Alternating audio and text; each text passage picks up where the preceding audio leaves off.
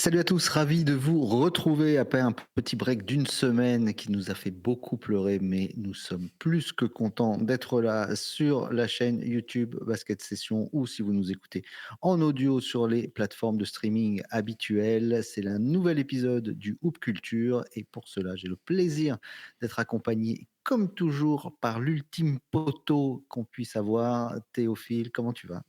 Ça va très bien, Pierre Armand, ravi de te retrouver. Ouais, comme Pierre vous disait, désolé, hein, c'est vrai qu'on avait été un peu plombé par des pépins techniques, mais qui sont fort heureusement totalement résolus désormais. Donc on est ravi de vous retrouver cette semaine, d'autant qu'on a une thématique alors qu'on avait notée depuis un petit moment dans un coin de notre tête, mais qui nous a été demandée à plusieurs reprises. Pierre, je te laisse faire les honneurs et nous expliquer de quoi on va parler cette semaine. Eh ben, c'est vous un petit peu qui nous avez, souvent demandé cette thématique. On va parler de films, de documentaires, qui nous ont, marqués, qui nous ont donné, cet amour du basket ou qui nous ont, convaincus de continuer dans cette voie. Donc voilà, on va parler un petit peu de tout ça de manière large, bien sûr.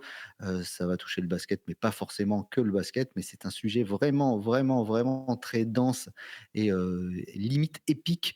Donc on pourra faire plusieurs émissions là-dessus, ne pas en douter. D'ailleurs, j'ai préparé mes petites notes, mais tu sais que j'ai fait mes devoirs, mais je ne les ai pas prises à côté, donc je les Bravo, bravo. Pierre est venu sans son cartable, mais heureusement, ça voilà. va, le cartable était pas trop loin.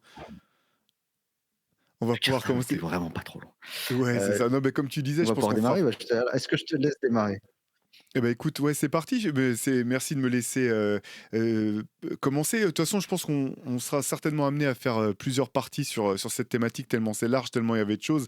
Moi aussi, j'ai fait mes petits devoirs. Écoute, voilà, l'idée, c'est pas de faire un top, hein. On va pas classer les apparitions du basket à l'écran. C'est plutôt qu'on vous partage un petit peu les choses qui nous ont marqués. Et moi, j'ai envie de commencer avec un documentaire. Voilà, le documentaire Hoop Dreams, sorti en 1994 et signé de Steve James. C'était un documentaire assez fou, moi, qui m'avait mis une vraie claque, en fait, où on suivait voilà, les aspirations de deux jeunes basketteurs, William Gates et Arthur Agee, deux basketteurs originaires de Chicago qui rêvent de devenir pro. En fait, ils sont encore lycéens au moment où on les voit.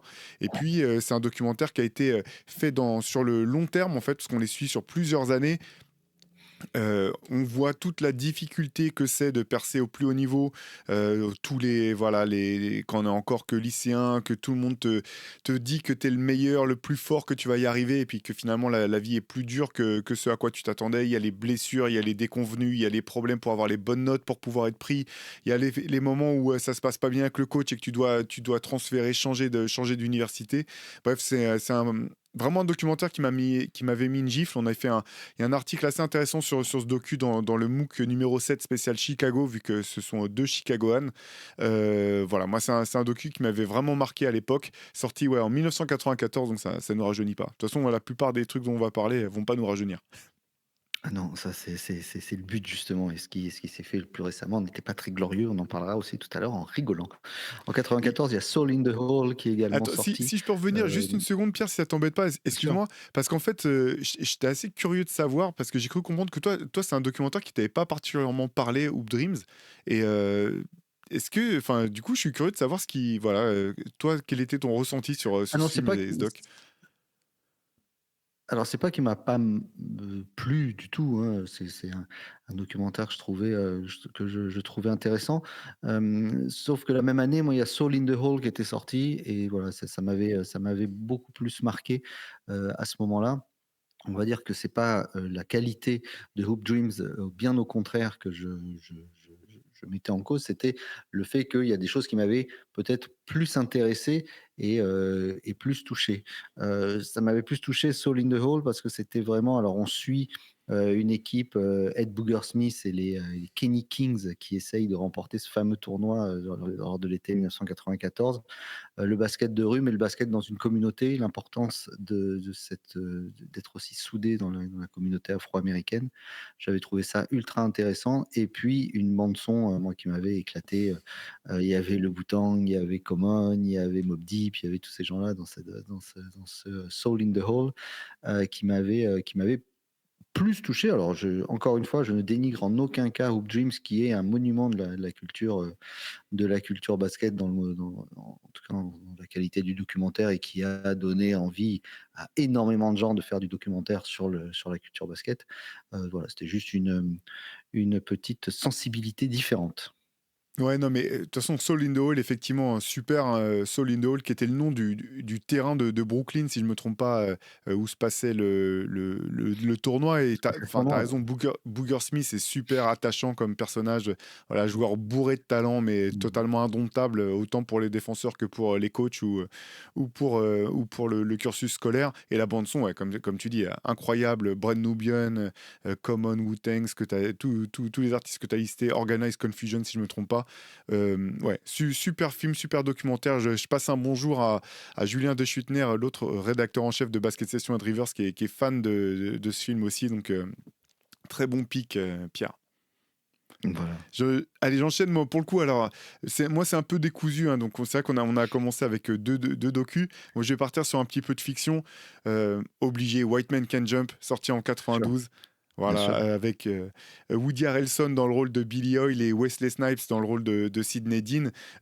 C'est un film culte vraiment pour, je pense, pour toute une génération.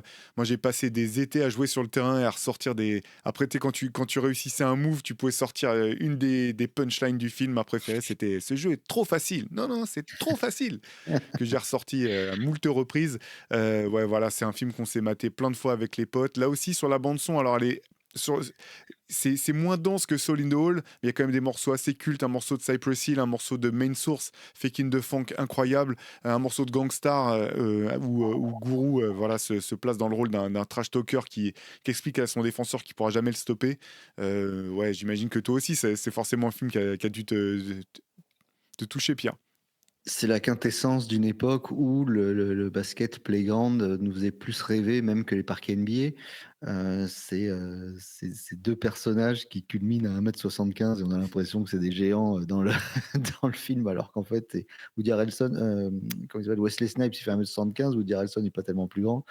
Ils avaient des pompes, les pompes de David Robinson qui étaient montées sur ça de semelles. Euh, Ces images de basket au ralenti, la manière dont c'est filmé, et puis Rosie Perez qui est Ouais. là, le blanc, le noir, la latino, mais à aucun moment ça sonne, euh, comment dirais-je, mélange des genres pour que chacun ait sa place, pour ne vexer personne. À aucun moment ça sonne comme ça. C'est juste les arnaques, le trash talking, etc. Et c'est très drôle de voir que c'est dans la tête des gens, je pense encore le meilleur film de fiction sur le basket qui a été fait, et que le remake soit le pire film de fiction sur l'histoire du basket qui a été fait. Une bouse interstellaire. Je pense que Matthew McConaughey, dans ses voyages dans l'espace, a dû voir passer Jake Harlow et le scénario de ce film. Voilà.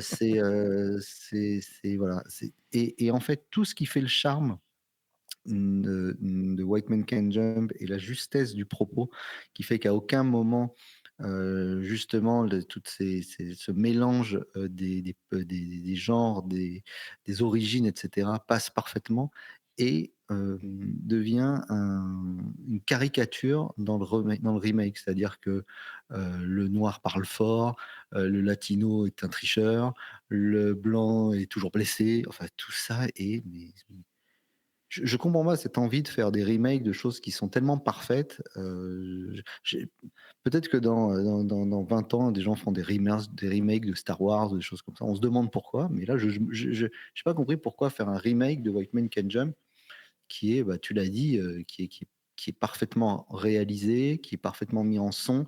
Là, on met une bande son horrible, bah, tout est nul et c'est dommage parce que j'ai peur que les jeunes, du coup, bah, ils se disent, moi, c'est ça, White Man Can Jump, c'est pas le vrai. Et c'est vrai, quand tu vois le dernier, là, ils ont tous, là, c'est tout sur les réseaux sociaux, il y a tous les codes d'aujourd'hui.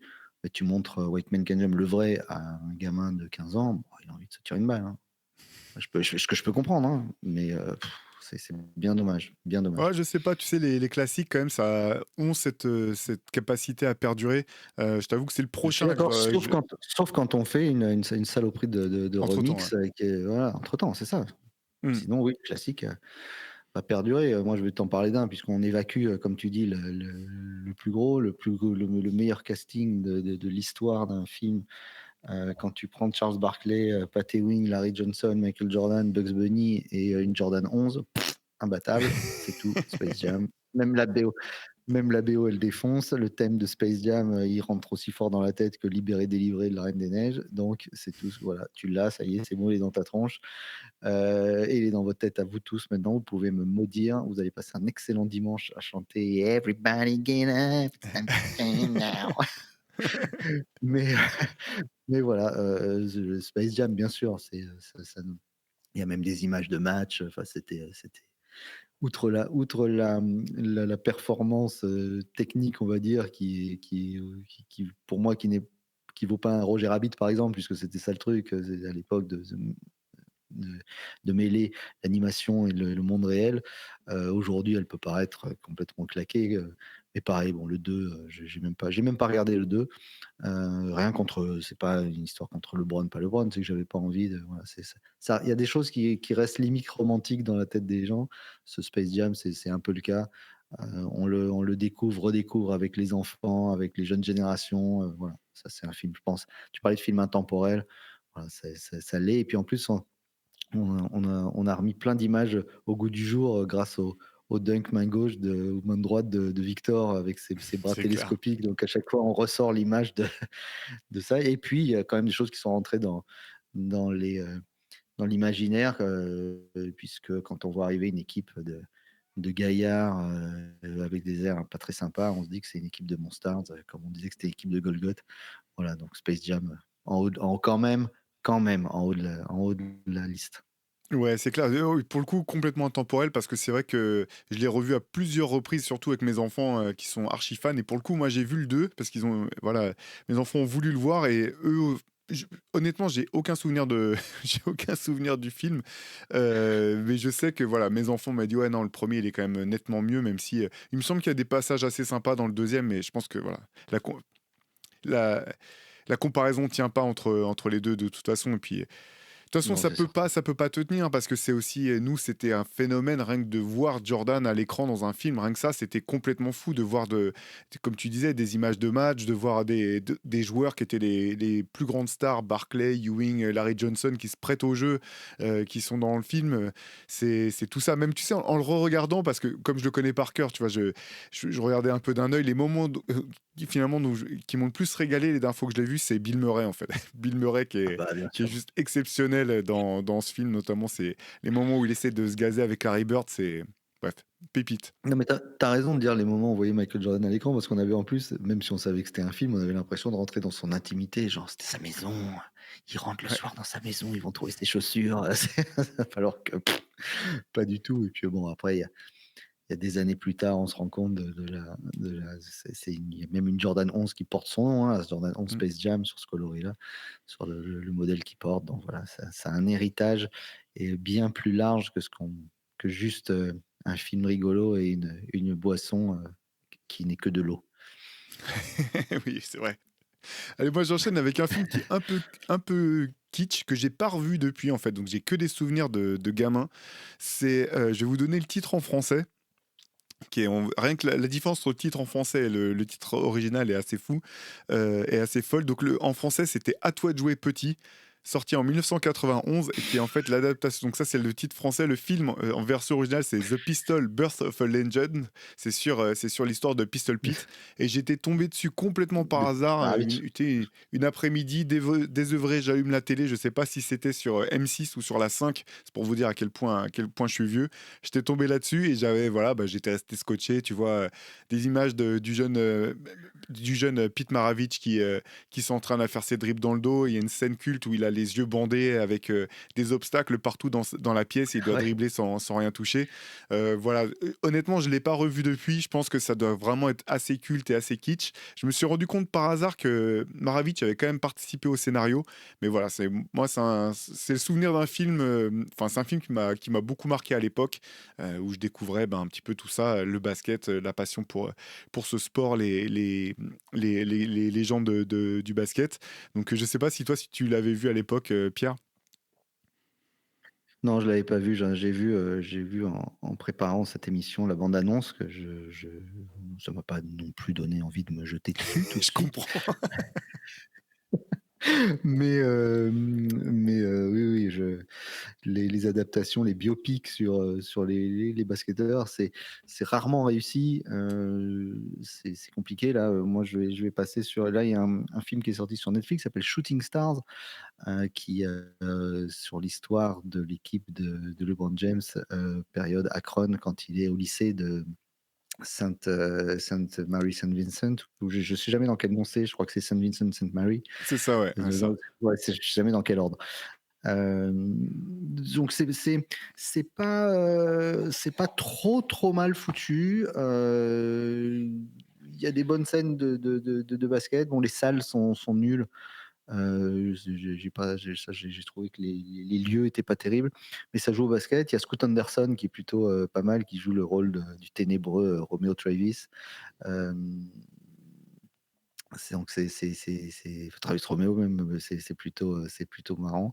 Il y a Caleb McLaughlin qui est un des une des superstars de Stranger Things qui joue le Drew Joyce 3, le nabo Drew Joyce qui voilà, mais c'est là encore l'adaptation. Alors le type qui joue LeBron est plutôt pas mal, mais le truc c'est que ça là on adapte la vie de jeunes, mais ça surtout ça adapte un documentaire qui s'appelle More Than a Game et qui Bah, est oui. génialissime. J'adore, je l'ai vu mais 30 fois, où là on part de l'enfance de toute cette bande, parce que ça s'attache à tous les personnages autant qu'au coach, heu c'est passionnant parce que on y voit donc l'évolution, et l'avènement de LeBron, en tant que superstar. On voit les caméras tout le temps sur lui, l'histoire du Hummer. Alors il n'est pas raconté pareil dans le dans le film que dans la réalité. Les galères d'argent, les galères de puis cette histoire d'amitié complètement dingue qui continue encore aujourd'hui puisqu'on ils continuent à se voir et c'était assez marrant de voir à la fin, donc comme toujours, tu sais, dans les documentaires, ils disent, ce que chacun est devenu. Alors il y avait, un à continuer sa carrière en Europe, un, à coacher des gamins et puis tu avais LeBron James, lui, a trouvé un travail saisonnier, à Cleveland et au moment et pour illustrer ce travail saisonnier, ils mettent le shoot qu'il met contre Orlando, tu sais, à Ah 9 oui. mètres là, au buzzer avec la planche, fameux shoot à 3 points. Donc et c'est vraiment un super documentaire et ça permet de voir la folie. Par contre, je te parlais des salles, là, on voit les vraies salles, jouer devant 10 000 personnes, des matchs de high school, sur ESPN, enfin, Georges Eddy en parlait très bien dans le MOOC de 2003. Heu, donc quand j'avais eu le plaisir de l'interviewer, il disait qu'on voyait le phénomène déjà, si on s'intéressait un petit peu, bon, si on avait la chance d'avoir accès aux chaînes américaines, on entendait déjà parler de ce phénomène. Donc voilà, More Than a Game, bien meilleur que Shooting Stars, même si c'est pas mauvais, mais regardez plus More Than a Game, c'est génial. Ouais, d'ailleurs, More Than a Game, LeBron était venu à Paris pour le présenter. Nous, on avait pu le Mmh. voir en avant-première, en fait. Il était venu dans une espèce de tournée promo autour aussi de la sortie d'un de ses modèles, chez Nike et il était venu, voilà, en discuter, présenter le documentaire. Moi, je l'avais vu à l'époque, effectivement, j'avais vraiment gardé un bon souvenir de ce documentaire et Ouais, et puis c'est pas uniquement une ode à LeBron James, donc ça qui était intéressant. du coup, je rebondis, je fais une parenthèse, que là, je suis en train de regarder, j'ai pas fini sur Amazon, il y a une série qui s'appelle One Shot sur le championnat Overtime Elite. Tu sais, ce Ouais, championnat ouais. qui permet à des jeunes qui sont pas encore forcément éligibles pour la draft de venir jouer et de gagner un peu d'argent. C'est assez marrant, quoi. Tu vois notamment les deux frères Thompson, Amen et Ossar, qui jouent ensemble avec des joueurs d'autres qui se plaignent parce qu'ils jouent, en gros, ils font que se passer la balle l'un à l'autre. Des mecs, tu sais, des gars qui disent ouais, personne joue collectif, moi je touche jamais à la balle, mais en fait, tu sens que le mec c'est encore plus un croqueur que tous ceux à qui il reproche de pas donner le ballon. Donc là, j'en C'est suis que qu'au dire début croqueur, encore, mais quoi. c'est assez intéressant, ouais. C'est intéressant, notamment la psychologie des deux qui sont assez flippants. Ils ont un regard, on dirait un petit peu des aliens tous les deux là. Ils sont, ils Ah, font, c'est ouais, très ils sont très reptiliens les 2 là. Ils font alors déjà, c'est curieux de les voir parce que autant ils sont explosifs sur un terrain, autant ils ont 2 tensions, tu as envie de les secouer quand ils sont en dehors et leur dire: «Mais les gars, mais bouge, parle plus vite, marche plus vite». Ils rendent dingues. Hem Et puis, oui, c'est vrai que ça ressemble un petit peu à Last Chance University, la version basketball qu'ils avaient fait, même si, ce programme perd, je trouve, en beaucoup Last Chance University en spontanéité, ce qui était le cas au départ, hein, Mmh. comme toujours. Ça, c'est presque une Forcément. télé-réalité et bon, bah, maintenant les gamins, ils savent se servir des caméras et cetera. Oui, oui, c'est assez marrant ce truc, overtime là, parce que c'est assez marrant surtout sur la gestion des égos parce qu'on se trouve avec une bande de boulardos là, mais c'est assez étonnant, mais c'est ouais, ouais, c'est bien et puis ça joue quoi.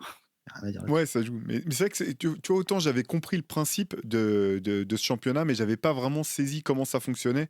Notamment, et c'est assez marrant parce qu'à un moment, ils se disent, ouais, ce qu'il faut, c'est que nos équipes elles soient suffisamment compétitives quand elles s'affrontent les unes les autres. Donc à un moment, ils font comme un trade en fait. Ils vont, bah, ce mec-là, on le sort de cette équipe-là, notamment, je retiens plus son nom, mais celui qui reproche aux deux jumeaux de jouer qu'entre eux, et le colle dans une autre équipe, font venir un autre mec qui met dans une autre équipe.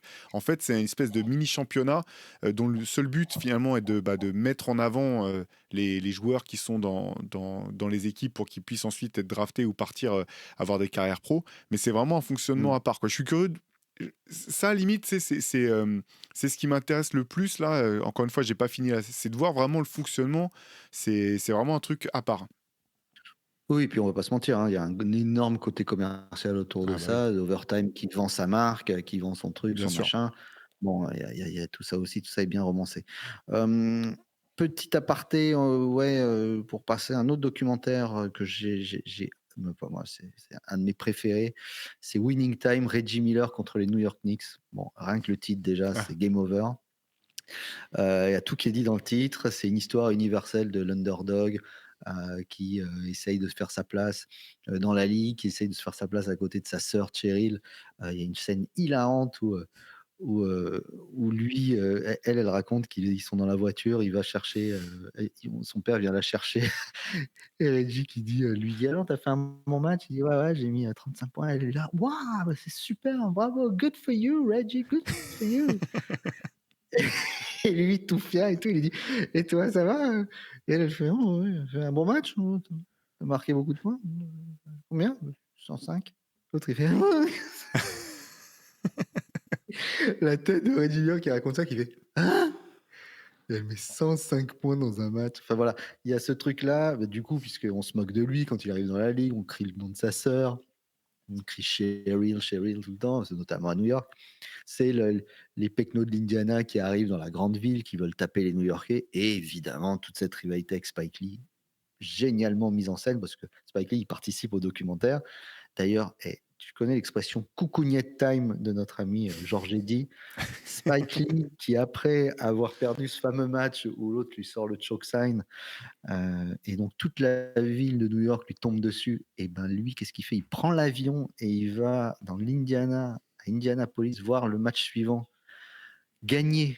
Donc autant dire que lui, il limite quittait le pays. Si les Knicks perdaient ce match-là, il se faisait éliminer. Donc il gagne le match grâce à John Starks et il arrive et la presse l'interviewe et il dit: «Moi, je vais sûrement aller dormir dans la demeure du gouverneur, sûrement dans le quartier des esclaves et tout». Bon, l'autre, il arrive dans la salle, que des blancs et tout, il se fait mais il y a des signes de lui avec, en train de le pendre et tout. Enfin, c'est horrible, hein, c'est vraiment mais le documentaire est génialissime et puis raconté par, Reggie Miller évidemment, c'est encore mieux. C'est pour moi l'un des meilleurs consultants qui soit et un personnage, génial qui ne vieillit jamais d'ailleurs.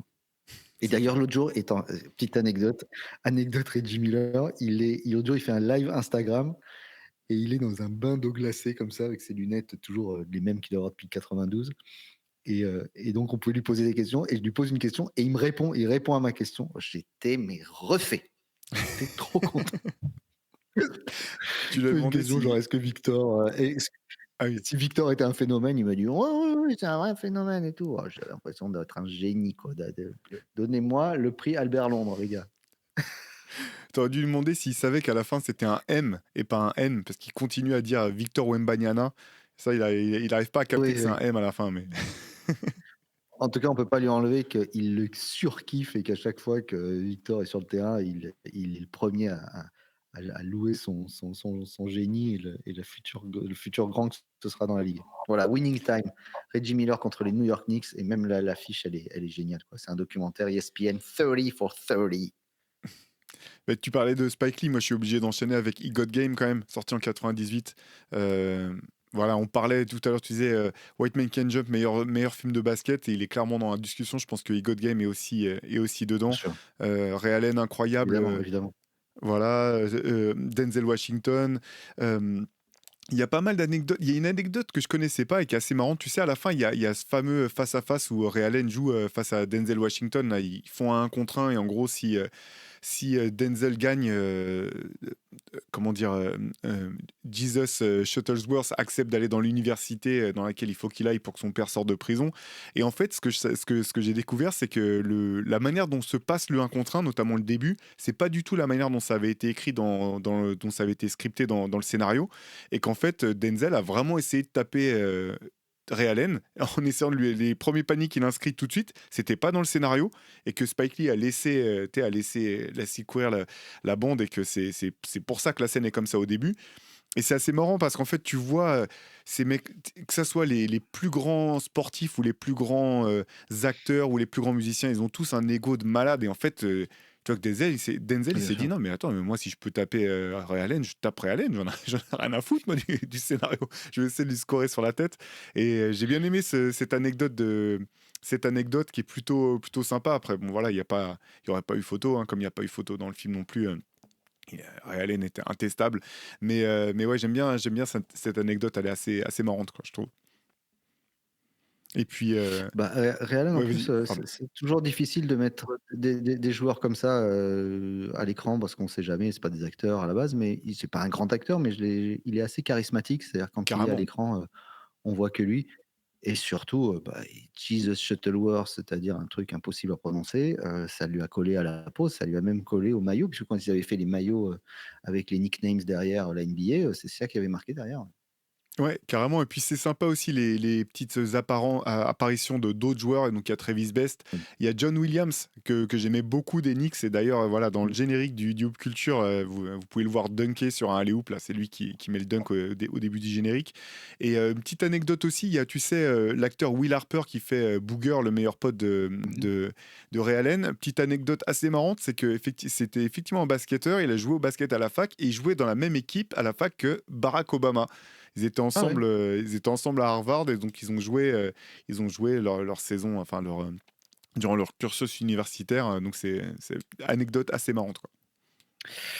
Spike Lee, on en reparlera tout à l'heure, on vient d'en parler, mais on finira un petit peu une trilogie Spike Lee dans quelques instants. Moi, je voulais te parler de Blue Chips, un film, bon, qui vaut ce qu'il vaut au niveau basket. Alors, on a toujours l'impression que aux États-Unis, dans les séries ou quoi que ce soit, notamment, Prince de Bel-Air ou ce truc-là, ils jouent sur des terrains de 2 mètres sur 3, C'est clair. sur des terrains de squash, tu sais?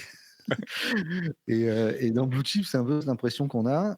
Nick Nolte qui joue donc le rôle d'un coach, alcoolique, vénère, embourbé dans un scandale de Paris, je crois que c'était ça, hein, c'est une histoire de scandale de recrutement, je crois, Ouais, parce que dans I Got Game, il y a quand même une énorme critique de Spike Lee sur l'immense, absolument, hein. hypocrisie du recrutement universitaire, aux États-Unis, voilà.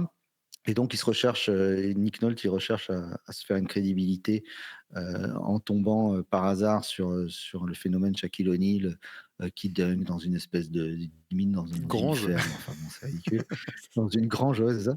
Et qui trouve, et qui rencontre Penny Hardaway, un autre prospect. Alors c'est marrant parce que c'était un petit peu ce qui s'est passé à Orlando, ce côté, Shaq qui voit Penny et qui veut absolument jouer avec lui. C'était en pleine Shackmania, c'était top et on se rendait compte du côté entertainment du personnage, et de la présence qu'il avait à l'écran. Ça a un petit peu foutu la merde quand même, à Orlando parce que les gens, ils aimaient bien Penny aussi, donc voilà, mais Blue Chips, on peut s'en passer, hein, largement, mais voilà, c'était une époque où justement le basket, Space Jam, toute cette période-là était, redevenait ultra populaire. C'était le retour de Jordan, donc on parlait beaucoup, beaucoup de basket et c'était des films qu'on allait voir. En plus, il y a cette, Shaq toujours aussi malin sur l'affiche, il y avait on le voit en train de dunker comme sur son logo, Reebok, donc voilà, tout ça a été fabuleusement bien orchestré.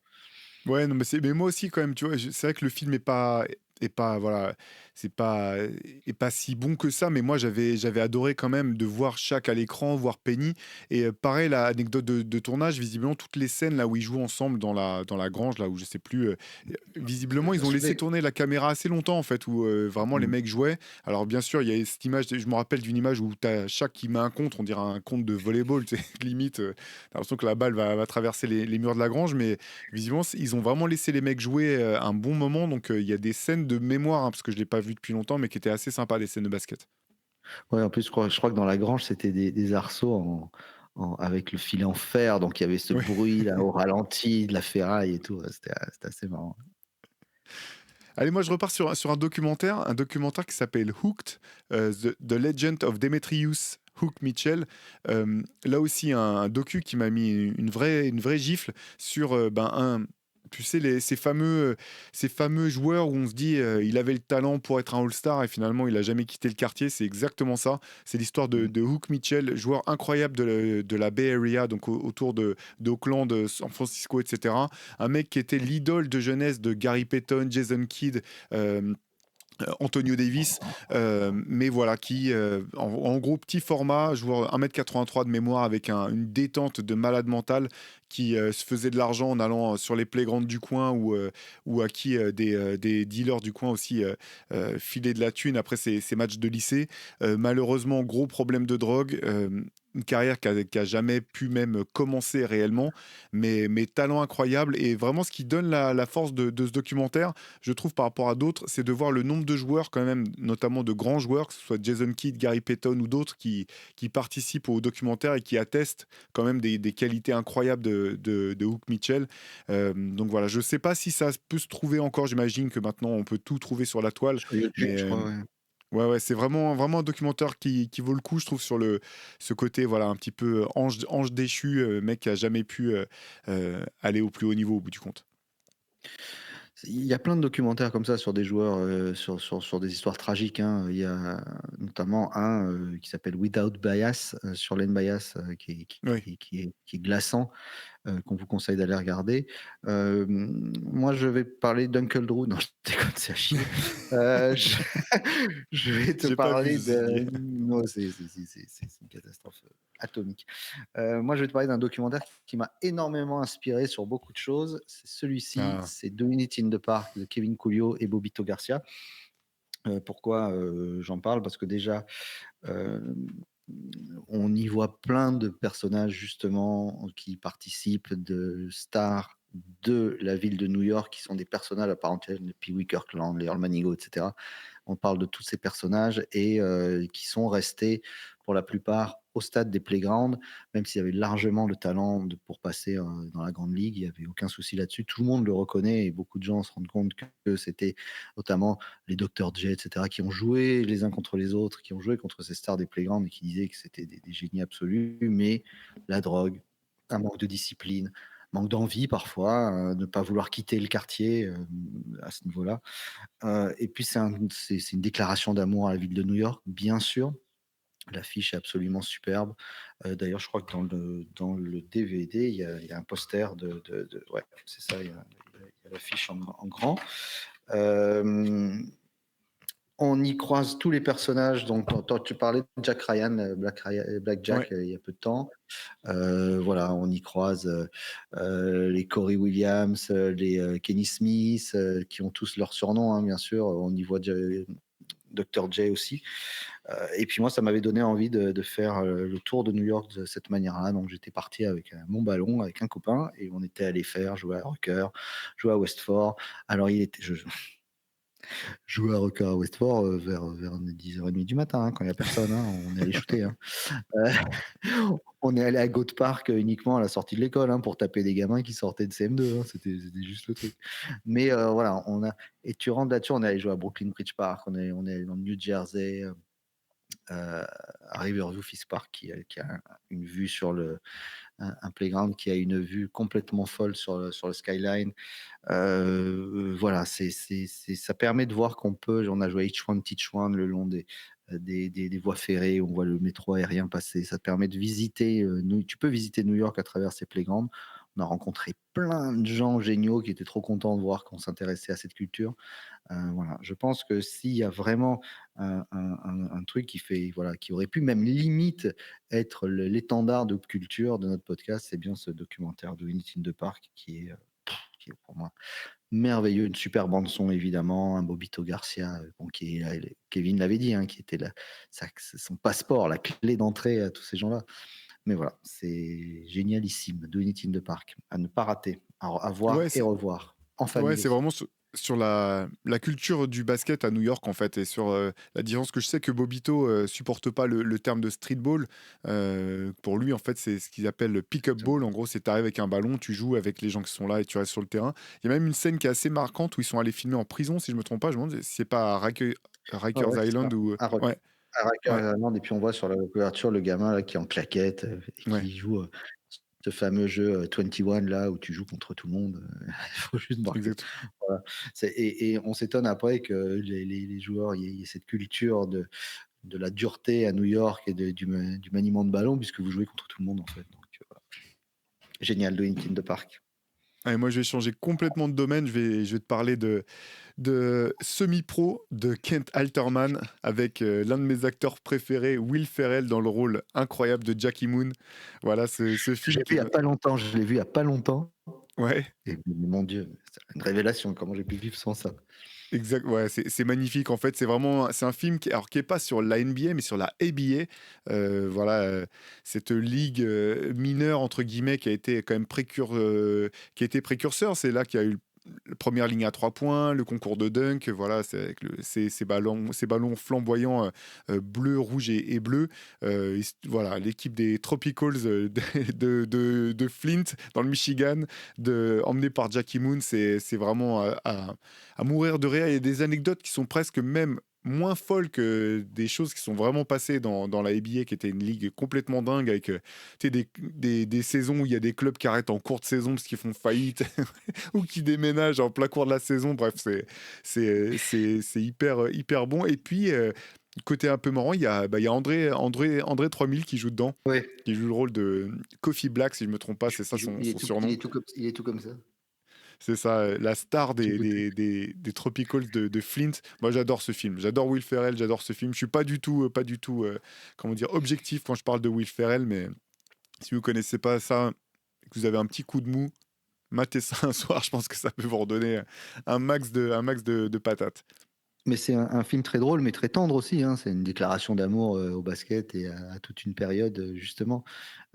Si vous aimez cette période ABA, balbutiement de la NBA, les années 70 et cetera, hem, il y a, on parlait d'adaptation, il y a la super série Winning Time, alors qui a rien à voir avec Reggie Miller, mais sur les Los Angeles Lakers, la dynastie des Lakers, sur le l'aven la cette fameuse année où Magic Johnson arrive, hem, décide de passer de Michigan State aux Lakers, arrive, rencontre Kareem Abdul-Jabbar. Cette première saison où Pat Riley devient l'assistant coach, et cetera, où on voit la fin de cette année-là avec le 1er titre de Magic. Il y a une seconde saison qui est rentrée puisqu'on voit Larry Bird dans la première saison, une seconde saison que j'ai pas vue justement où là, c'est l'avènement de la vraie rivalité entre les Celtics et les Lakers des années 90. Voilà, c'est bien joué, le type ressemble incroyablement à Magic déjà, c'est vachement bien foutu. C'est, Adrien Brody qui joue, Pat Riley. Voilà, c'est les décors sont là, c'est filmé avec un grain comme si c'était filmé comme un documentaire. Il y a des interviews pendant le truc, voilà, c'est vraiment super bien foutu. Et puis il y a un vrai autre documentaire sur Disney+ cette fois-ci, de 10 épisodes d'1 heure sur la dynastie des Lakers, mais cette fois-ci du côté de la famille Buss. C'est-à-dire comment c'est passé du père aux enfants, les luttes à l'intérieur, c'est un peu, comme Succession, Ah, c'est Dallas, hein. ouais, ouais, l'un a eu droit, ouais, c'est les Kardashians, sans les Kardashians, donc c'est pour ça que c'est bien. Donc mais c'est des histoires de lutte de pouvoir, la sœur, le frère alcoolique, qui va avoir droit on va lui filer l'équipe féminine et puis finalement non et puis voilà, jusqu'à la mort de Kobe, donc c'est passionnant parce qu'il y a beaucoup de basket dedans, on y voit plein de choses, on apprend plein de choses aussi. Donc si vous aimez les Lakers, Winning Time d'un côté pour la entre guillemets «pour la fiction et le bon son» parce que la bande son est géniale et de l'autre côté, c'est la dynastie des Lakers sur Disney+, un chouette documentaire aussi. Ouais et beh, j'ai pas vu encore, malheureusement, je crois que la série a été arrêtée. Je crois qu'il y aura plus Arrêté. d'autres saisons après la 2. Ouais, Bah, ouais, c'est ouais, ça, hein. et la 2e était la première était sur Amazon Prime, et la deuxième là, il faut s'abonner encore à un truc, à un machin, il faut, voilà, c'est un peu chiant, donc j'ai pas vu la deuxième, mais en effet, elle s'arrête. Alors, je sais pas pourquoi, c'est dommage parce que c'était vraiment bien foutu, quoi. Ouais. Moi, j'ai un autre film, alors j'ai un peu triché, c'est pas vraiment un film sur le basket, parce que c'est une comédie romantique avant tout, mais il y a quand même pas mal de basket dedans. C'est un film qui s'appelle Forget Paris de Billy Crystal, qui est une comédie romantique, et où Billy Crystal joue un arbitre NBA.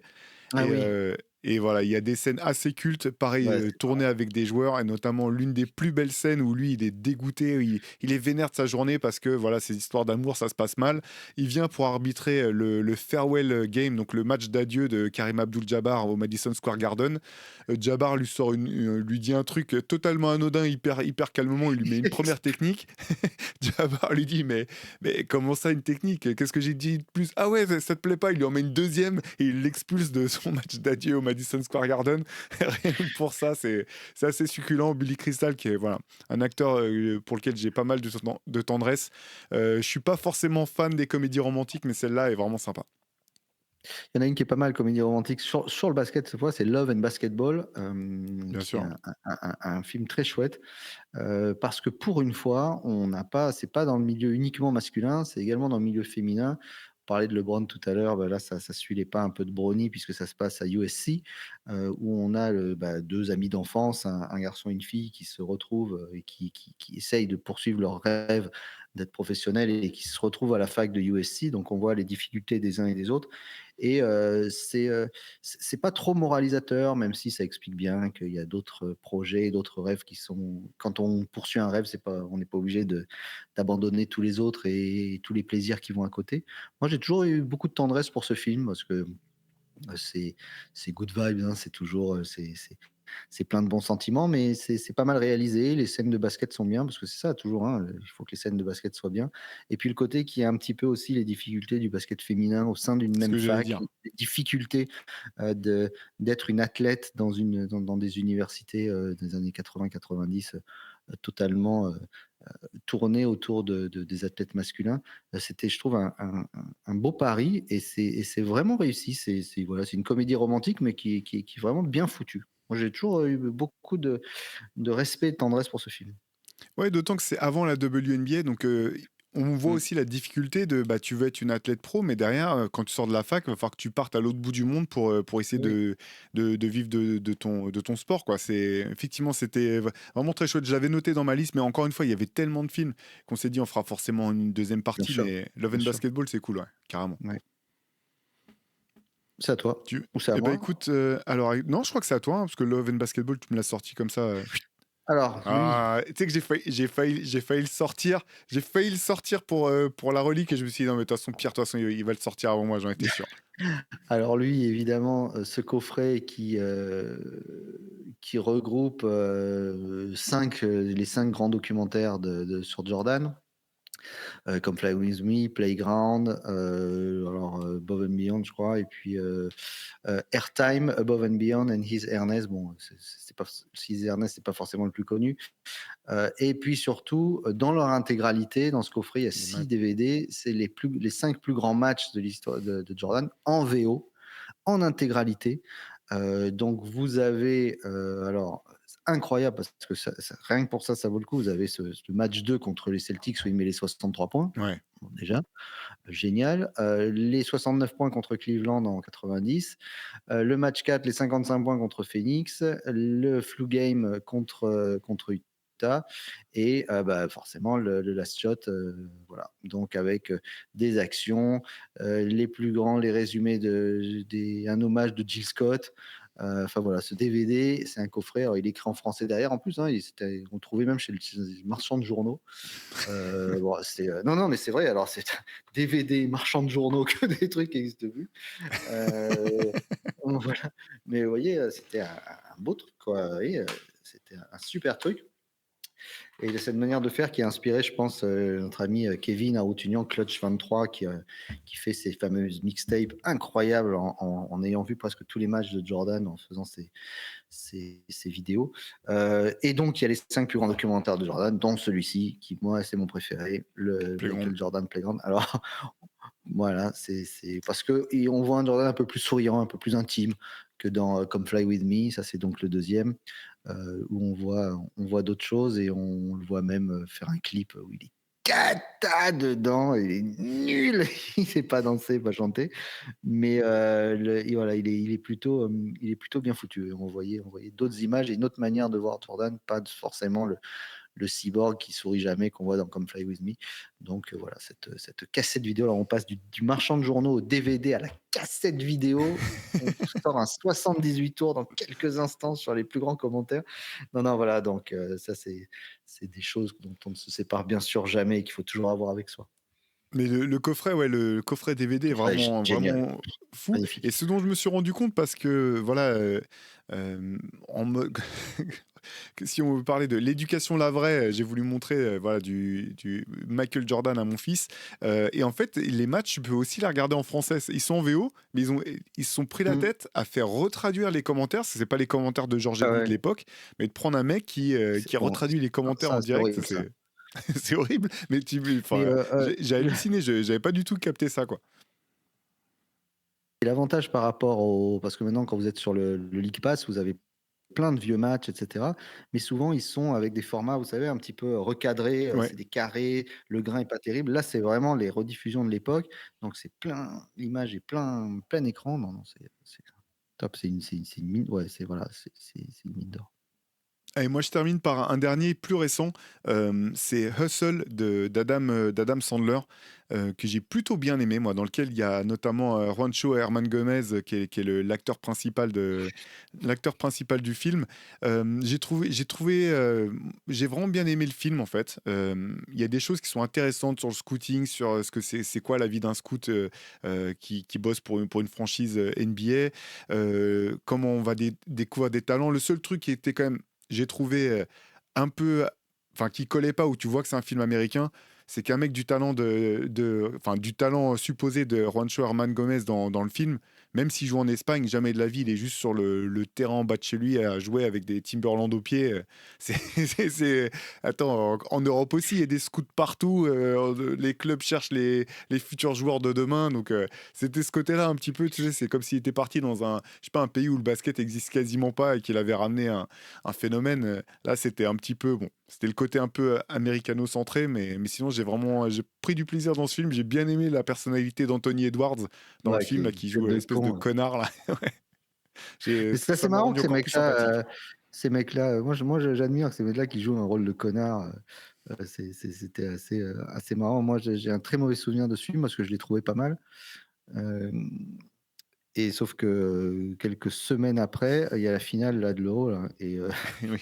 et je me rappelle le match d'Emma et je dis: «Bah tiens», parce que j'avais vu, ce film-là en famille et je dis: «Bah tiens regarde, lui, là, au lieu de faire le con dans des films, s'il fait le con dans des films, c'est qu'il a pas le niveau, c'est qu'il a pas le niveau pour jouer à ce niveau-là» et putain, l'autre il flingue la finale, il met je sais pas combien de paniers à 3 points, enfin, il est l'homme du match, le MVP de la finale. J'étais mais dégoûté, donc je ne peux j'ai du mal avec ce film qui est pas mal et puis Adam Sandler, évidemment, toujours plutôt cool.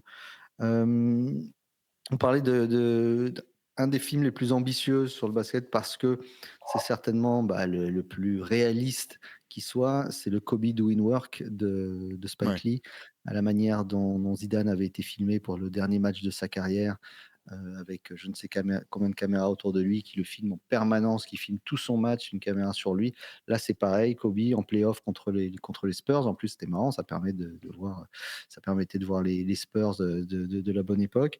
Il filme donc Kobe au travail, hein, c'est ce qu'on dit, de son arrivée dans les vestiaires au match, où on le voit diriger sur le terrain. Il y a je ne sais combien d'angles différents. On voit surtout la vitesse à laquelle ça va, parce qu'il y a des moments, tu vois passer Tony Parker lancer plein fer. mais si tu sais parce que nous, on le reconnaît, mais je disais pas que c'était lui, tu sais même pas qui vient de passer, tellement ça va vite. C'est incroyable. Voilà, je pense que c'est le meilleur all access de l'histoire qu'on puisse avoir. J'ai qu'un regret, c'est de l'avoir vu justement sur un petit écran parce que c'est un film qui était sorti au cinéma aux États-Unis et je crois que même dans quelques salles en France, il était sorti et j'aurais bien aimé voir ça en vrai parce que, ça doit être sympa avec l'ambiance, le son, il y a pas de commentaires, il y a si je crois qu'il commente il commente les actions, il est en voix off, et d'ailleurs il avait, pour la petite anecdote, il enregistre, ça à New York quand il vient et je crois que c'est le match où Oui. il colle plus de 60 pions, et cette nuit-là et il signe la fameuse feuille de stats à Spike Lee donc voilà. C'était un bon truc et encore une fois une énorme déclaration d'amour de Spike Lee pour Kobe. Ouais, ouais, c'est exactement ça pour la voix off, effectivement. Je crois qu'il avait dédicacé après le match, il avait aussi, sorti une punchline à Spike Lee en Ouais, mode: «Ouais, ouais, c'est de ouais. ta faute» ou je sais pas, un truc Ouais, comme It's ça. all your fault. Ouais. Écoute, moi j'ai quelques apparitions sinon, de manière, pas des films de basket, mais des situations où il y a des basketteurs qui ont été à l'écran, même si c'était pas des films sur le basket. Alors j'en ai noté 3, mais j'aurais pu en noter plus. Je sais pas si tu veux qu'on enchaîne là-dessus ou si toi tu avais encore un truc, le type long métrage, Alors moi j'en ai peut-être un petit dernier parce que quand même il est important, j'en ai 2. Alors encore une fois, on vous rassure, on refera, hein, une émission, avec ces parce que vous allez certainement nous dire: «Oui mais Redeem Team, oui mais The bah, Dream», ouais, tous ces documentaires-là. Évidemment, on ne peut pas The tous les Last prendre. Dance, compagnie. The Last Dance, Steph Curry, le dernier.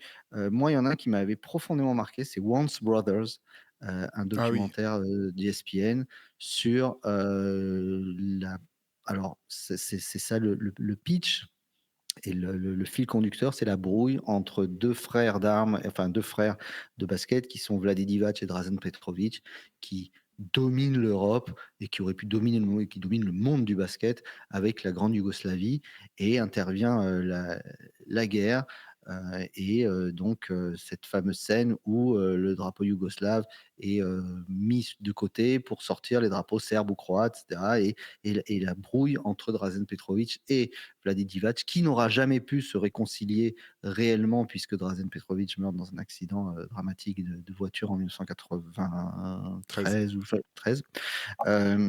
Et donc ce qui, on voit donc Vlade qui part à la rencontre de la famille Petrovic, toujours aussi effondré et qui est énormément touché de cette visite, de Vlade Divac et qui raconte qu'ils avaient essayé de réconcilier et que c'était impossible.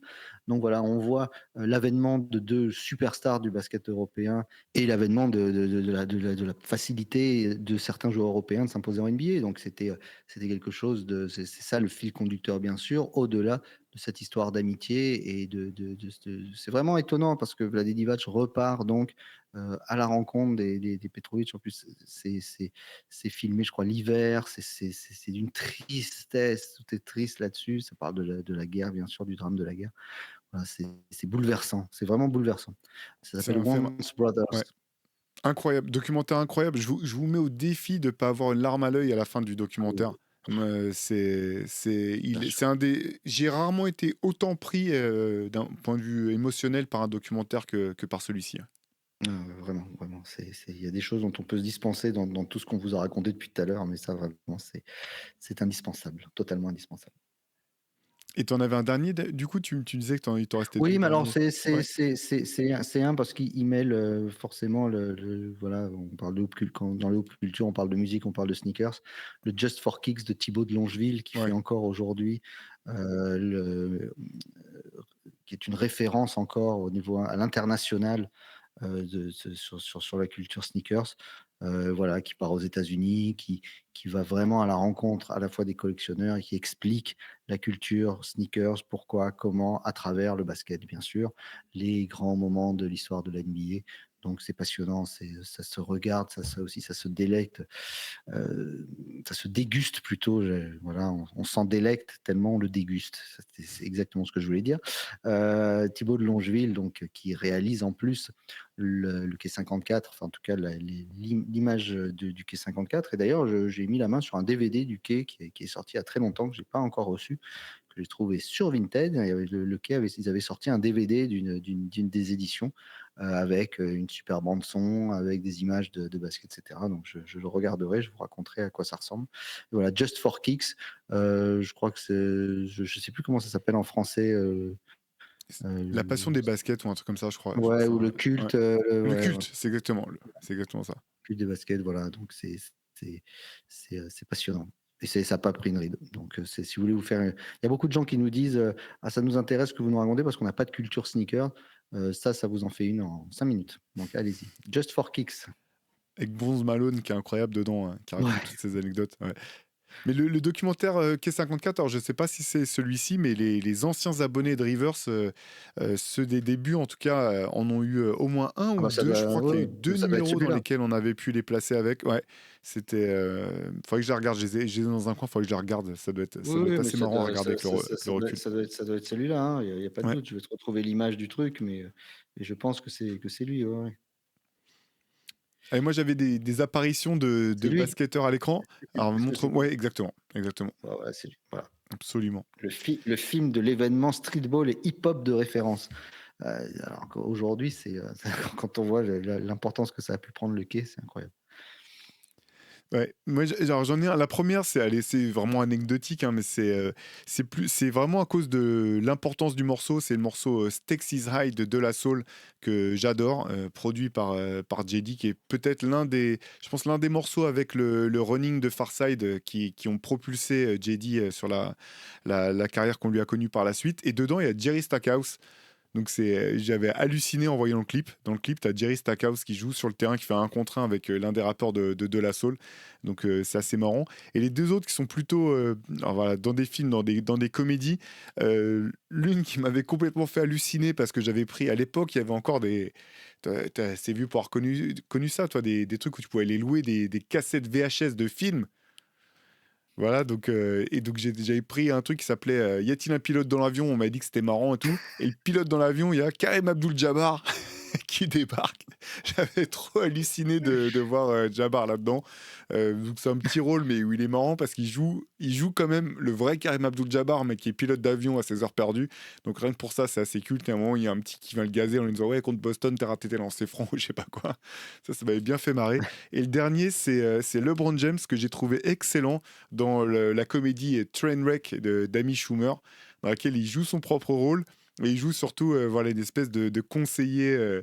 Il conseille son pote kiné en lui sur ses histoires de cœur. J'avais trouvé à mourir de rire. C'est vraiment l'une des meilleures performances, je pense, de LeBron devant une caméra. Mais ils font plein, ça les amuse beaucoup, hein, les joueurs NBA, on les voit faire plein d'apparitions dans des séries. Je crois que LeBron, il apparaît dans Suits aussi.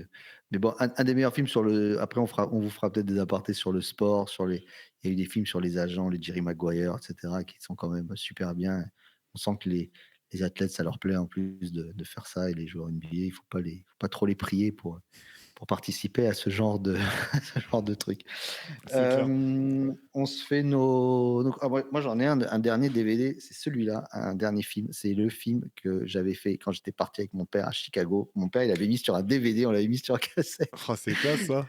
Et ça, c'est un morceau d'histoire des Bulls qu'on était allé voir jouer en 95 à Chicago. Donc, on avait filmé toute la ville, tout ça. Là-dedans, il y a plein de bonnes pépites, hein. Bon, il y a des images moins glorieuses de moi-même, mais il y a plein de bonnes pépites. Allez, on va faire nos coups de cœur de Ouais, la semaine. carrément. Moi, mon coup de cœur, c'est une BD. La semaine dernière, tu m'en as sorti, il y a 15 jours, tu m'en as sorti une superbe que j'ai lue d'ailleurs. Je me suis précipité dessus.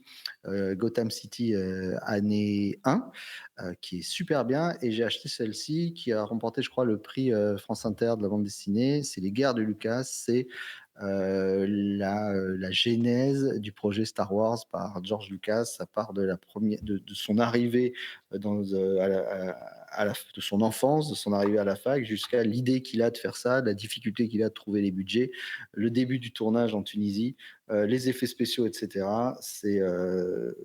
Il y a les débuts du scénario qui ressemblent pas du tout à ce que c'est, donc c'est drôle. Et les costumes, comment ils mettent ça en place, les galères des uns des autres. Il y a des images hilarantes. Alors il y en a une que j'avais prise notamment avec Obi-Wan Kenobi, mais sur les difficultés de tournage. Attends, il y en a une que je voulais te trouver où voilà, où en fait ils ont radio commandé, tu vois. R2D2 qui est là, qui est là, et en fait, tu l'as lu toi aussi, et Ouais. R2D2 se casse la gueule, et en fait, traverse toute une scène, et en fait, on se rend compte qu'un peu plus loin, il y a le tournage du Jésus de Nazareth de Fellini qui est là. Et en fait, tu es au plein milieu de la scène où il parle à ses apôtres, tu as derrière le R2D2 qui passe en plein champ en train de faire, en train de faire du bruit. Donc, enfin, Fellini, pardon, pas Fellini, Zeffirelli. Donc voilà, c'est plein de trucs comme ça. C'est super bien dessiné. Je ne l'ai pas fini parce que je le lis par petites doses. J'ai pas envie que ça se termine. Mais voilà, super bouquin. C'est écrit par des Français en plus. Ça s'appelle Les Guerres de Lucas. Et c'est vraiment super. On apprend plein de trucs et ça nous rappelle plein de bons souvenirs. Bah, tu sais, le Père Noël me l'avait amené dans sa besace et j'ai adoré Non. aussi. Et pour le coup, moi, j'ai pas réussi à le poser. J'avais commencé à le lire un peu tard en me disant, moi, je vais le lire en plusieurs fois et je l'ai dévoré d'un seul coup. Et il y a plein d'anecdotes que je connaissais pas du tout, notamment le fait que l'acteur qui fait Obi-Wan Kenobi, là, qui était un grand acteur Allez, Guinness. britannique, ouais, finalement, il avait accepté de prendre un petit salaire pour venir sur le film. Mais il a dit, bon, bah, en échange, je prends un pourcentage je prends Deux. 2% sur les revenus. Bien joué. Très, très bien Ouais. joué. Ah bah, tu sais que ça a fait jurisprudence, donc il y a plein de gens après qui ont Ouais, fait leur truc comme ça. J'imagine que s'il y en a un qui a été assez malin pour faire un des gamins qui les parents ont dit OK, il fera Harry Potter, mais il prendra ouais. 2% sur les ventes du truc. Voilà. Je pense que ça, oui, c'est un coup de génie, c'est sûr. Mais bon, c'était au moment où il dit ça, il est loin de s'imaginer de Bien sûr. ce que ça va être et ce que ça va devenir dans le temps, même sur les produits dérivés. Mais voilà, c'est génial. Même si vous êtes, bon, si vous n'êtes pas du tout fan de Star Wars, on apprend des trucs quand même. Mais si vous aimez Star Wars, c'est génial. Ah, mais il y a trop Non, d'anecdotes, mais vraiment, moi j'ai surtout, moi, je adoré. connais et puis surtout, on voit l'interaction de tout ce monde du cinéma à l'époque, entre George Lucas, heu, qui est avec Coppola, ils s'aident tous les uns les autres, la rencontre avec Spielberg, la rencontre enfin, ça devait être mais une émulation, c'est comment faire les effets spéciaux, enfin, ça devait être incroyable, d'intelligence et j'aurais bien aimé être dans ces sphères-là, ces cercles-là. Ouais. En tout cas, ouais, comme toi, hein, je recommande vraiment la lecture de cette BD qui est vraiment, vraiment Mmh. super. Les dessins sont sympas, enfin tout, t'as pas besoin d'être. Moi j'aime bien Star Wars, mais je suis pas un expert ni un fanatique absolu, mais la BD, elle se lit toute seule, quoi. Si toute seule, ouais. Ton Allez, coup moi, de cœur à toi, c'est ouais, moi c'est un disque. Alors, c'est le troisième volume des albums Soul Assassins, donc volume 3 de DJ Muggs, le producteur notamment de Cypress Hill, mais de bien d'autres choses. Le disque est sorti depuis quelques semaines, quelques mois même, mais moi je viens de recevoir la copie en physique. Donc je me l'étais, tu sais, je te l'avais dit peut-être, je crois parfois certains disques, je les écoute pas en streaming, je veux les avoir en main pour les écouter vraiment comme il faut et j'ai kiffé. Je l'ai trouvé excellent. 24 ans après le volume 2, parce que c'est donc le volume 3.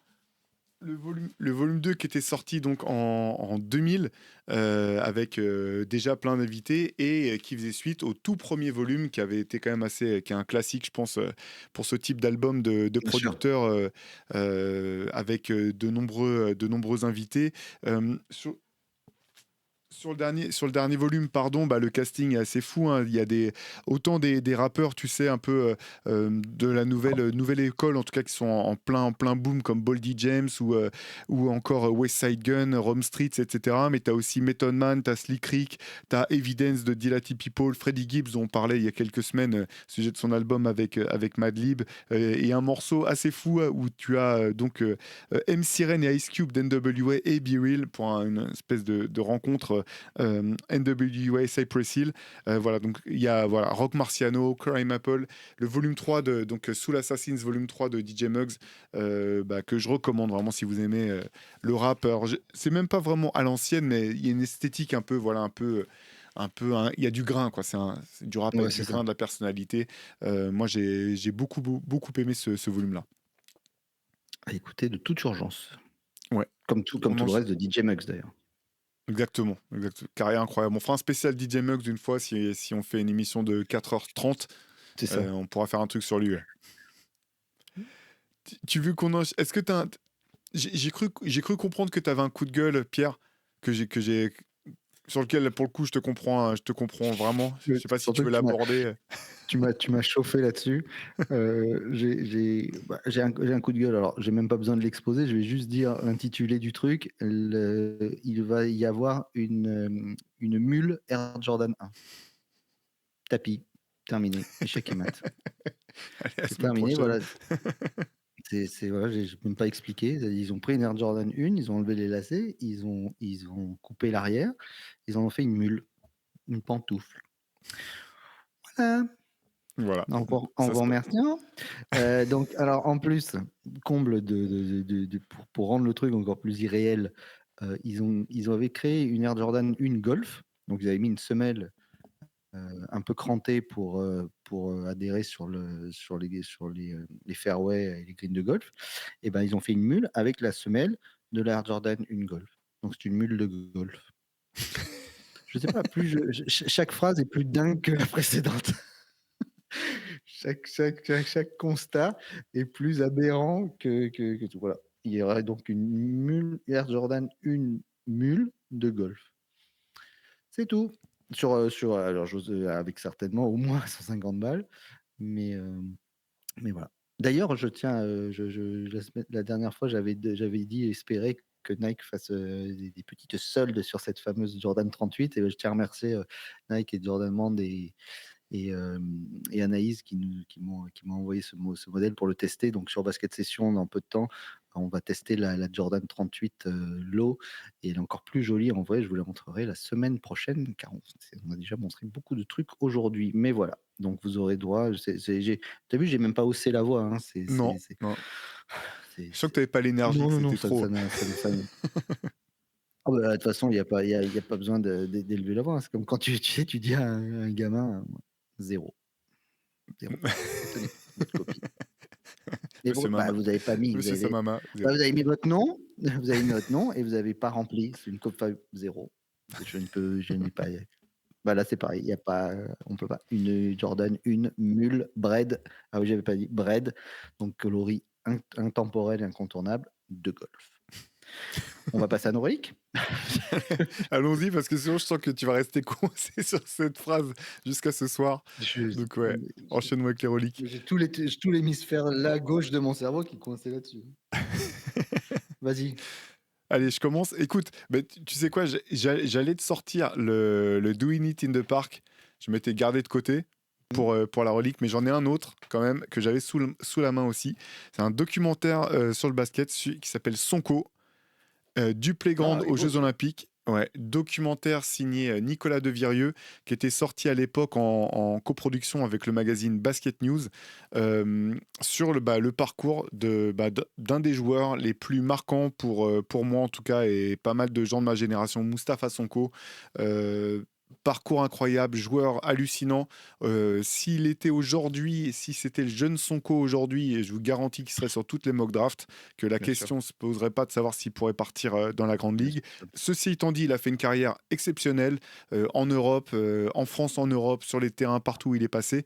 Et ce documentaire de Nicolas Devirieux, qui est une petite pépite, parce que je pense qu'il ne doit pas en rester beaucoup Et en il est scellé circulation. Et encore. celui-ci, il est même encore scellé. Ouais.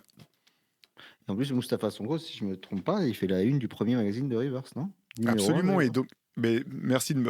Putain, mais t'es parfait dans les transitions, parce qu'en plus, ce que j'avais oublié et que j'ai vu en reprenant la jaquette, c'est que la photo donc est signée de Patrick Sain, l'un des photographes historiques de Rivers, qui a signé une partie des premiers portraits qu'il y avait dans Rivers.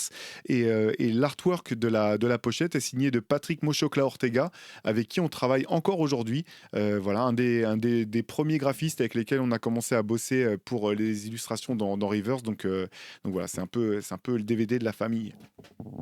Donc voilà et que je fais la transition par rapport à tout à l'heure où quand vous pour les abonnements Rivers, vous offriez un DVD du Quai 54.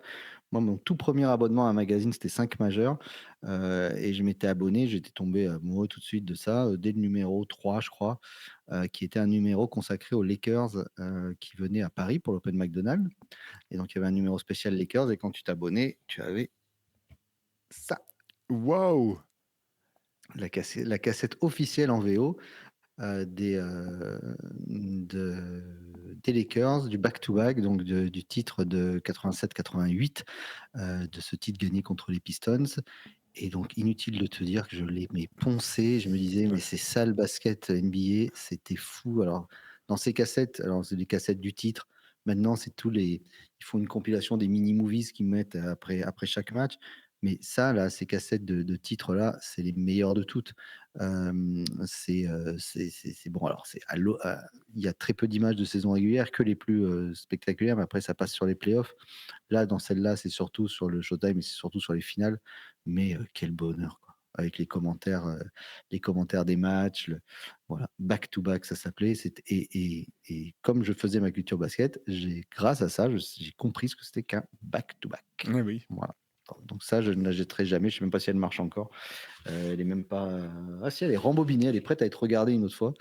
Mais voilà. Donc back to back, Los Angeles Lakers, raconté par l'inénarrable Chick Hearn, qui est la voix des Lakers pendant tant de temps. Bien sûr, et qui a sa Voilà, statue devant devant devant ce qui s'appelait le Staples. J'ai du mal à devant enchaîner, passer à la crypto, devant le forum du Staple de la crypto. voilà, Voilà. exactement. Bon, bah, voilà, bah, comme tu disais, Pierre, en intro, on fera une émission parce qu'il y a des tas Bien de. À sûr. mesure qu'on parlait, je me disais, ah, mais j'ai pas parlé de ce Bien sûr, bien documentaire, sûr, bien sûr. on fera un deuxième. N'hésitez pas à nous dire, vous, bah, quels films ou documentaires vous ont les plus marqué, ceux que vous avez adorés, ceux que vous avez trouvé nuls à chier. On se fera un plaisir de découvrir tout ça. En attendant, bah, nous, on se donne rendez-vous la semaine prochaine, Pierre. Eh ben, j'espère bien. N'oubliez pas de retrouver les CQFR, ce à quoi il faut répondre du samedi, les 3 infos absolument essentielles de la semaine qui vont pas tarder, que vous découvrez aussi. Voilà et on a plein de choses à vous mettre en place. On vous prépare très prochainement un nouveau Me, My Kicks and I également. On vous embrasse, on vous souhaite un bon dimanche, un bon week-end. Salut Théo. Ciao, Pierre.